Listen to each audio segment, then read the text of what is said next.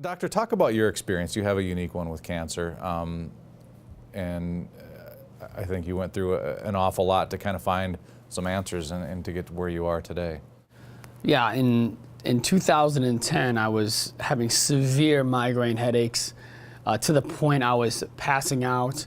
I would go 3 days with no function at all, couldn't take care of patients any longer, couldn't play with my children, couldn't go anywhere.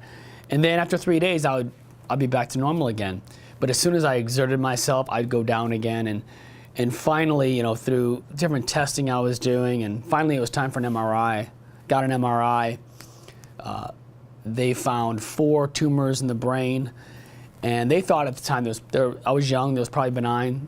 I immediately was rushed to Northwestern Hospital, downtown Chicago. They took a drill, literally, immediately put it's like a drill with a saw on it, and they saw down into your head, and they put a hole into your head. They literally drilled into it to put a tube down there. And I'll tell you, for the first time in years, I was so happy to be at an MD. So most of the time I didn't understand crisis care, even didn't understand the purpose, but thank God my headaches were gone for the first time in probably 8 months. And I felt great. Just for draining fluid? It was draining. There was so much spinal fluid up from all the tumors were holding back the spinal fluid. The neurosurgeon next day came in and said, "This will be easy. We're going to get those 4 tumors out of there. $400,000 later, you'll be fine." So I went into it, the process of getting ready, went into surgery. During surgery, he cut on the first one, started bleeding all over. He realized that it wasn't benign, it was all cancer.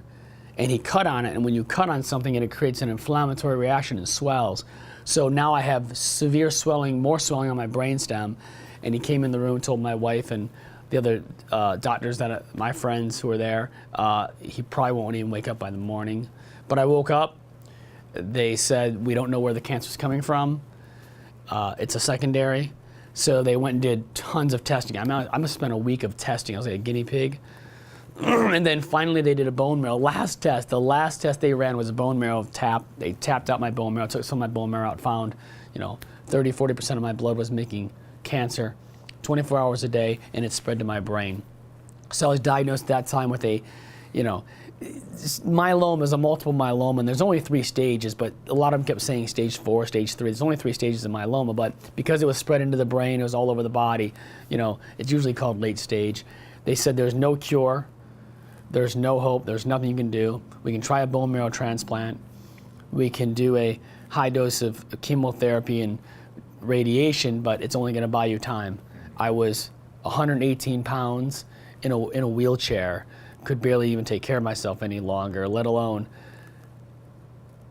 get all of these treatments. I knew I was sick. You don't get cancer because you're healthy. I've been sick for years. Then I got cancer. And so where I was, I knew you couldn't make me sicker to get me healthier.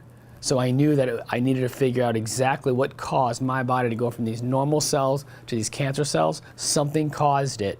And I didn't need a cure. I want to know what caused it.